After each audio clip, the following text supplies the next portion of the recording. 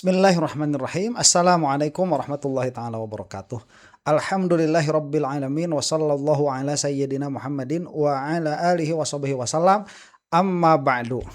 Apa kabar semuanya? Mudah-mudahan baik-baik saja, tetap semangat. Kita seolah mendapatkan secercah cahaya baru, yaitu hakim pengadilan. Minimalnya dalam permasalahan pra peradilan kemarin. Nah, kepolisian udahlah ke laut aja loh ya. Kejaksaan ke laut aja udah ketahuan. Ini hakim apabila bisa membalikkan keadaan, maka ini bisa menjadi titik balik kepercayaan masyarakat terhadap dua komponen penegak hukum yang lain, yaitu kepolisian dan kejaksaan. Kalau pengacara nggak usah disebut ya, karena mereka punya klien begitu. Jadi kalau pengacara ya pasti senantiasa membela kepentingan kliennya, dan memang seharusnya demikian. Ini apabila si kepolisian punya malu, kalau punya malu, itu seharusnya si Bahudi dipecat, si Iman dipecat, kemudian yang kemarin datang tuh siapa? Anda lebih tahu ya, karena di bawah komentar ada nama baru yang saya baru dengar itu. Itu mungkin yang masuk ke rumahnya Roy Suryo yang memperkenalkan dirinya itu.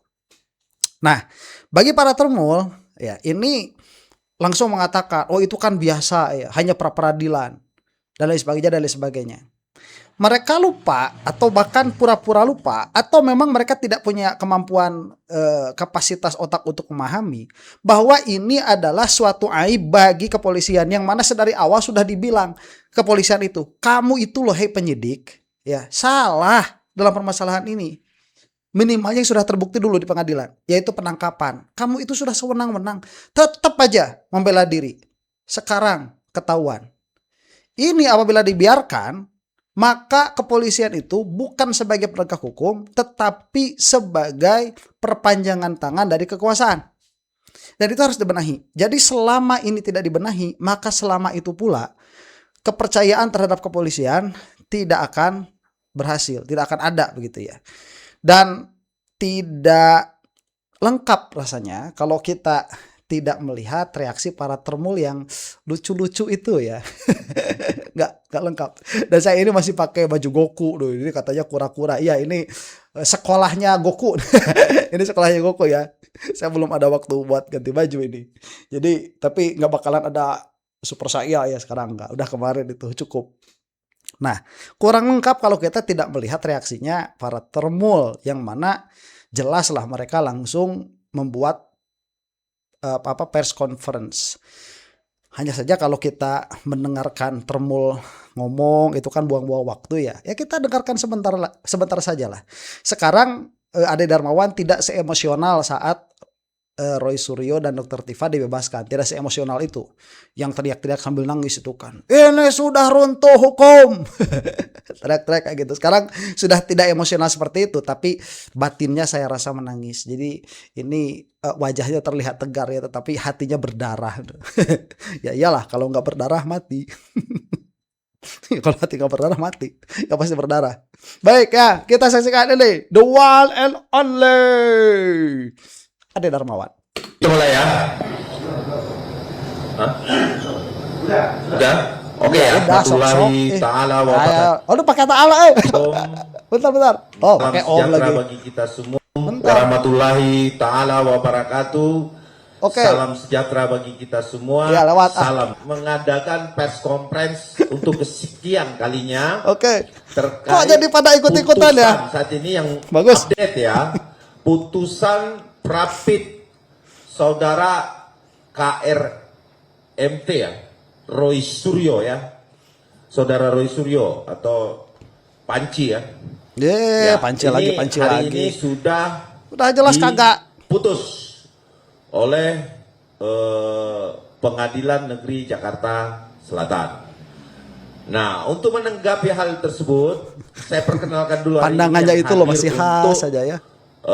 Press conference hari ini di sebelah kanan saya ada perkenalan Beliau ada Suhadi yang kemarin diusir sama hakim. beberapa Iya, udah simpatisan. tahu di belakang Alor Boy ya. Menanggapi bahwa adanya Di sebelah itu nggak tahu pakai jaket putusan kulit dari Garut Prapit kayaknya hari itu. ini, ya saudara Roy Suryo jangan senang dulu. Ya, biasa aja. Biasa Ya, aja. biasa aja. Ini bukan kemenangan telak dalam pokok perkara. Sekali lagi saya ulangi, ini bukan kemenangan telak dari pokok perkara. Siapa juga yang bilang ini adalah, kemenangan telak pokok perkara? Di mana disampaikan oleh hakim tunggal bahwa sah atau tidak sahnya satu penangkapan, penahanan, dan penggeledahan. Iya, Ya, iya, dan ngerti, 30 ngerti. hari ini mengapresiasi Prapit yang sudah ya menerapkan ya modernisasi hukum. Nggak tahu mau- Modernisasi hukum itu apa? Yaitu antara KUHP lama transisi. Iya, udah jelas saat polisi salah, udah jelas kamu waktu nyuruh-nyuruh polisi buat nangkep itu salah, gara-gara dengerin termul, jadi kayak gitu. Ya sekarang ini sudah jelas di hadapan hukum kepolisian itu dalam hal ini adalah Polda Metro Jaya melakukan abuse of power, kesewenang-wenangan, sudah jelas nyata. Mau dikatakan ini bukan kemenangan, itu sudah kemenangan pada dirinya. Amit-amit ya, kalaupun memang misalkan Mas Roy itu ke depan sampai dinyatakan bersalah oleh hakim dalam pokok perkaranya, ini sudah kemenangan pada dirinya sendiri. Itu harus dicamkan itu, karena kepolisian yang selama ini dibangga-banggakan ternyata yang benar adalah analisa kita bahwa kepolisian itu abuse of power. Tinggal kejaksaan nanti. sah atau tidak sah. Nah, iya. Nah memang nggak ditahan kok. Iya kan? Terus masalahnya di mana? Jadi Ada saya rasa penangkapan, ini On. adalah jangan lagi nanti kita goreng-goreng lagi menang.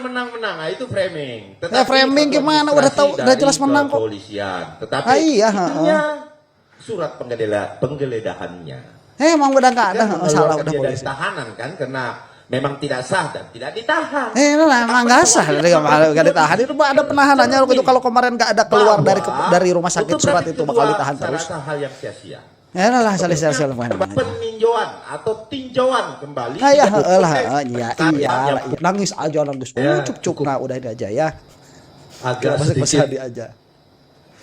ya. Bentar, ini kok kayak yang ngapan Memang, gini, kenapa sih ada ini? pelaku tindak pidana yang saat ini masih gentayangan di luar sana ya. Waktu dan tempat saya kasih belum. dengan hormat Pak Suhadi dulu. Iya, udah Suhadi beli. Agak sedikit ya mau gimana, sudah terjadi kan, kita tetap harus menghormati Ini semua kecewa. produk hukum. Ya, mau gimana? Jadi apapun yang sudah diputus dalam Prapit ini kita hormati kepada Pengadilan Negeri Jakarta Selatan dan juga kita hormati kepada penyidik yang sudah bekerja. Hormati Karena gimana jangan udah jelas salah? Persoalan kerja penyidik ini kan bukan berkaitan dengan masalah penangkapan, penggeledahan dan juga penahanan. Tapi proses panjang yang dilakukan selama 1 tahun, ya 1 tahun lebih, ini adalah bentuk apresiasi yang harus kita juga lihat. Iya, Karena apresiasi. sampai hari ini, bukan hanya tadi yang sudah diprapitkan, penetapan tersangka itu kan sudah selesai. Bahkan di dalam pokok perkara yang lain, khususnya TIPA, itu sudah Suhadi On ya, ini baru satu dan satu-satunya yang dipermasalahkan. Roy Suryo sudah menang. Ini kita lihat nanti yang lain dipermasalahkan juga apa tidak ya. Itu apakah di pra peradilan atau di eksepsi nanti juga bakal dipermasalahkan itu. Ya, ini adalah apresiasi buat kepolisian. Apresiasi gimana? Udah jelas salah. Ih, itu kepalanya otaknya disimpan di mana? Suhadi? sudah diadili. Ya. Artinya dari Ya artinya apa? Ya mungkin kalau dia di dalam ya karena Ya artinya sudah korup itu, Polda Metro di sudah korup. Pengadilan Negeri Jakarta Timur. Korup itu tidak sesuai dengan peraturan, udah korup udah. Malah ada informasi katanya ada Prapit kedua dan lain sebagainya. Ini menarik, kita akan bahas. Karena memang dimensi hukum acara. Apa yang mau dibahas? Kamu nggak bisa ngebahas apa-apa, ngebahasnya salah terus. Jagoan menangnya itu di akhir. Kita berharap seperti itu. Terima kasih. Menangnya di Baik. akhir, menangnya di akhir. Sekarang akhir, menangnya di akhir itu sudah menangnya Roy Suryo dan Dr. Tifa. Dah ya, nggak usah lama-lama bikin yang lihat si Tremul pusing kepala. Mereka otaknya di dengkul. Mungkin mana kita punya otak di kepala ya, mau ngomong sama yang otaknya di dengkul. Nih kita akan dengarkan benih ini. Ini nggak tahu siapa yang bicara ya. Kalau yang di monitor itu kan Pak Susno Duaji. Ini judulnya dukung keputusan hakim. Susno bela Roy Suryo. Nah, jadi Pak Susno jelas membela keputusan hakim ini. Dan ini ada ahli hukum. Saya kira yang ahli hukumnya ini Tremul. Saya kira ya. Anda lebih tahu nih. Para penonton lebih jago daripada saya. Kita simak ya. Hakim yang mengabulkan sebagian permohonan pra-peradilan Roy Suryo. Seperti apa sih? Ya, saya kira ini kalau dalam praktek penegakan hukum pidana, ini satu hal yang biasa sebenarnya. Maksud saya bahwa ada Nggak biasa. proses-proses yang Biasa. tidak dilakukan secara benar gitu. Karena kan pra-peradilan itu otoritas atau kewenangannya itu adalah menilai proses, menilai keabsahan sebuah proses gitu, Yang biasa. pada tingkat penyidikan maupun penuntutan gitu. Nah, karena itu ketika ada putusan pra-peradilan yang menyatakan bahwa langkah-langkah atau proses-proses yang dilakukan itu tidak sah, maka dengan sendirinya itu dianggap tidak sah gitu. Oke. Tetapi sekali lagi seperti juga tadi dinyatakan oleh majelis hakim, perkaranya sendiri masih tetap jalan, Ya. gitu, masih tetap hidup gitu. Hanya upaya Prosesnya, paksa yang ya. diterapkan terhadap Roy Suryo itu dianggap tidak sah semua. Oke, Pak Susno, Nah, itu nggak bagaimana biasa. Sebentar tanggap- coba ya si Fikar pola pikirnya begini. Ini kan kira-kiranya pra-peradilan itu adalah alat untuk check and balancing. Kamu punya mobil, kamu tidak tahu apakah mobil ini rusak atau tidak, maka kamu pakai alat. Alatnya dalam hal ini adalah alat untuk check and balancing mobil tersebut. Dalam kasus ini alat check and balancingnya itu adalah pengadilan, pra-peradilan di sini. Dicek kemudian ada yang error. Kamu bilang, oh udah biasa aja, kita jalan aja terus. Ya celaka kalau kayak begitu. Ya, itu check and balance, ada yang error berarti ada yang harus diganti minimalnya. Meskipun kasus Mas Roy ini lanjut, kepolisian ini harus diganti. Apanya? Ya nggak tahu. Itu mekanisme kepolisian yang tahu seharusnya. Ini ada yang harus diganti itu. Ini mobil rusak. Oh ini ada yang rusak ya sebelah sini. Tapi jalan saja, itu biasa kok. Fikar. tanggapan Anda ketika hakim Mending menyatakan dengerin penggeledahan, penangkapan, ini dan nih. penahanan tidak sah, seberapa Kasusnya. serius kalau Anda melihat, ya bisa dikatakan nggak sih ini cacat prosedural? Ya, begitu saya berpendapat ya sama dengan Pak Fikar, dan pendapat saya yang kedua adalah menunjukkan bahwa kepercayaan masyarakat kepada pengadilan sudah bagus ya, ada Ya, peningkatan. bertambah. Kalau selama ini orang mengatakan kalau pra-peradilan khususnya kalau di Jakarta Selatan itu 0,00% untuk menangnya, itu 0,1 ya, ini kecil sekali. Walaupun tidak dikabulkan 100%, tapi ada beberapa poin yang dikabulkan sampai 5 ya. Nah, sampai 5 itu ternyata prosedurnya untuk kelima poin upaya paksa tadi dinyatakan tidak sah. Kalau tidak sah itu batal demi hukum ya. Walaupun hutan lain itu ditolak. Nah ini apa pengaruhnya terhadap pokok perkara yang akan disidangkan ke depan? Ini besar sekali ya. Besar sekali itu besar apa? sekali. Nah ini untuk pedoman ya, pedoman pegangan bagi hakim yang akan menyidangkan ya, bahwa penangkapan, penahanan pada poin berikutnya termasuk penggeledahan dan apalagi tadi ada 5 poin itu tidak sah. Jadi upaya paksanya tidak sah. Nah ini menjadi bahan pertimbangan. Nah apakah saya tidak memasuki materi perkara? Kalau materi perkara itu silakan di pengadilan. Tapi artinya sebagaimana Pak Fikar katakan tadi, prosedur ya, prosedur upaya paksa, dan itu sangat penting dalam penegakan. Prosedur itu sangat menentukan gitu. Kalau prosedurnya Betul. udah tidak benar, itu akan mempengaruhi juga hasilnya gitu. Nah, saya tidak memihak siapapun juga di sini. Saya hanya meninjau dari segi hukum selaku penyidik gitu.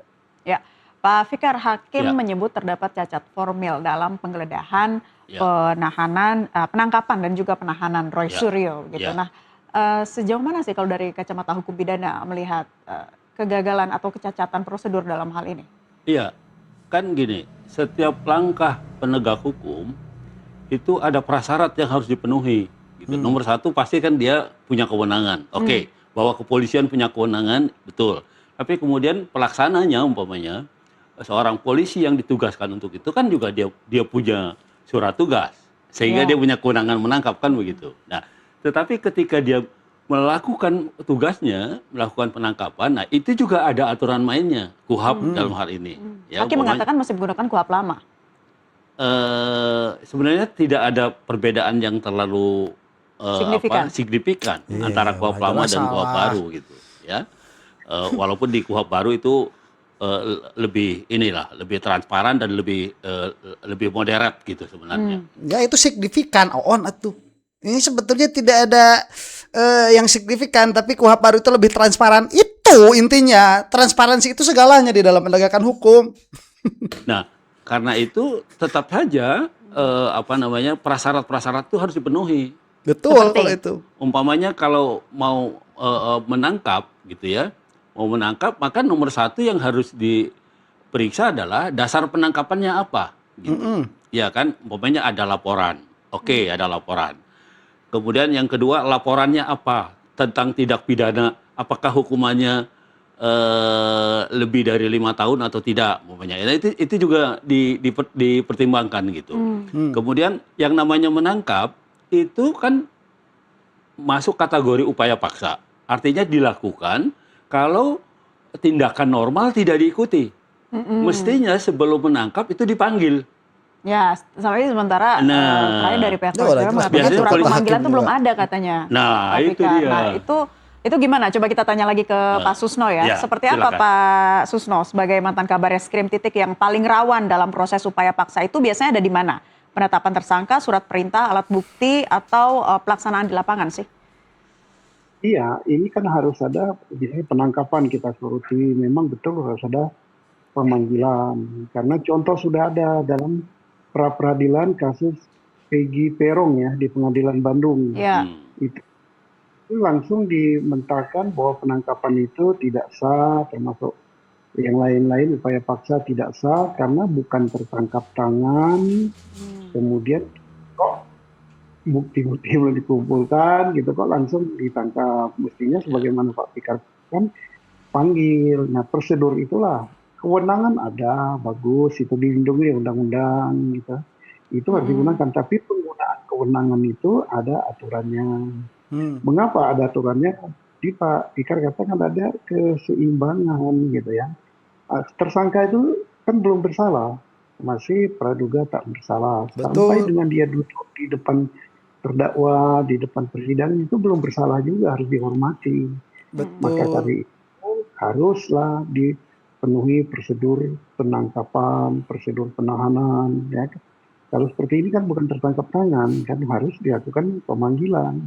Ya. Nah, bisa saja nanti misalnya proses penuntutan, jaksa menghentikan penuntutan bisa. Dalam proses peradilan menjatuhkan dia tidak bersalah, bebas bisa. Dalam proses pengadilan juga, pengadilan menyatakan dia bersalah, maka dihukum dengan hukuman tertentu. Itu bisa juga. Bisa, Jadi karena iya. dia masih dalam posisi tidak dibersalahkan, ya, azas praduga tak bersalah itu harus benar-benar ada. Dijunjung tinggi. dilindungi gitu. Karena ini bisa menimpa siapa saja. Betul. Karena kalau itulah jadi azas dalam hukum acara yang baru, azas tentang hak asasi manusia itu sangat dikedepankan. Jadi Dikedepankan. marilah kita Ya. sama. Ya, bagaimana penjelasannya Pak Fikar, terutama terhadap proses penangkapan ya, Ya. terduga dalam KUHP yang baru? Ya, terduga itu sebenarnya terminologi yang sebenarnya di KUHP tidak ada itu, ya. Jadi baru ada laporan, ya masuk, gitu, kemudian laporan itu diproses, kemudian petugas menduga. Ini kira-kira siapa yang paling bertanggung jawab? Kan kalau dugaannya kuat, artinya didukung oleh minimal ada 2 alat bukti, baru ditetapkan sebagai tersangkanya. Baru kemudian negara dalam hal ini kepolisian punya kewenangan untuk tadi memanggil, ya. Kalau dipanggil tidak mau, ditangkap. Gitu, dipanggil 2 kali tidak mau, Iya. bisa ditangkap, gitu, dibawa, gitu istilahnya, dibawa ke tempat. Kalau cukup alasan untuk ditahan, umpamanya. Nah, itu yang harus dilakukan seperti itu. Dan ini menurut saya prosedur yang biasa dilakukan sehari-hari oleh teman-teman penyidik di kepolisian, gitu ya. Tetapi mungkin ya dalam profesi lain aja ada karena setiap hari dilakukan sehingga kadang-kadang prosedur ada yang kelewatan. Keluar Jadi sangat termolnya mungkin nih. itu karena setiap hari dilakukan Keluar termolnya nih. melakukan itu merasa punya kewenangan. Jadi nangkap asal nangkap aja, nahan asal nahan. Bisa terjadi seperti itu. Nah, karena itu penyusun undang-undang dulu itu sangat prospektif gitu. Artinya ke depan. Nah, Ya kalau betul, ada cuman sebentar, kita tidak melihat itu demikian ya. Kita tidak melihat itu, oh ini sudah terlalu terbiasa jadi asal tangkap saja. Enggak, kita melihat ini ada pesanan. Justru kalau itu adalah perbuatan sehari-hari, makin hari kan makin profesional, bukan makin hari makin gak profesional, gimana sih? Dan ini masa kebetulan banget begitu ya, dalam katakanlah cacat administrasi kebetulan tanpa ada kesengajaan, cacat administrasi tanpa kesengajaan. Kok kebetulan banget dalam permasalahan yang disoroti oleh seluruh rakyat Indonesia, yang kebetulan banget di situ juga ada ulang tahunnya Joko Widodo. Gak bisa kita melihat seperti itu. Ya ini saya nggak tahu nih orang termul atau bukan ya, tapi kok omongannya agak waras.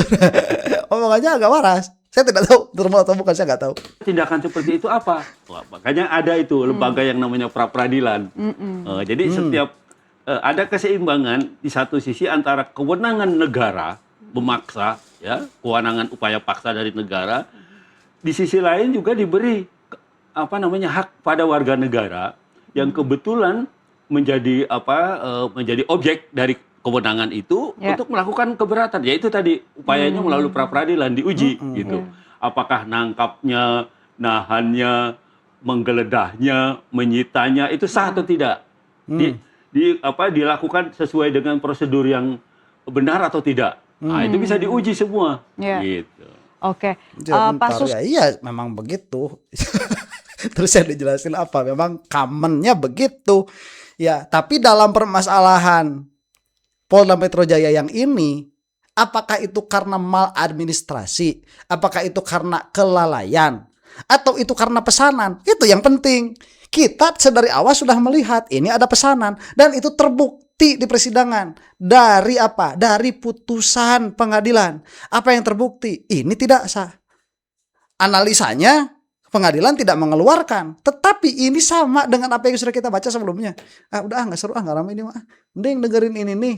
Kita dengerin lagi si ini yuk, si siapa? Ada si Yakub nih. Ingin memeriksa pokok perkara ini. Barulah si Yakub nih, Yakub menjadi menyebabkan klien kami tidak mendapatkan kepastian hukum. Silakan dijawab, apakah ini upaya untuk mengulur waktu? Nah, ini dua pertanyaan tadi Mempermasalahkan mereka menggunakan soal tadi penggeledahan, penangkapan, ini jadi ada keraguan juga soal materi penyidikan.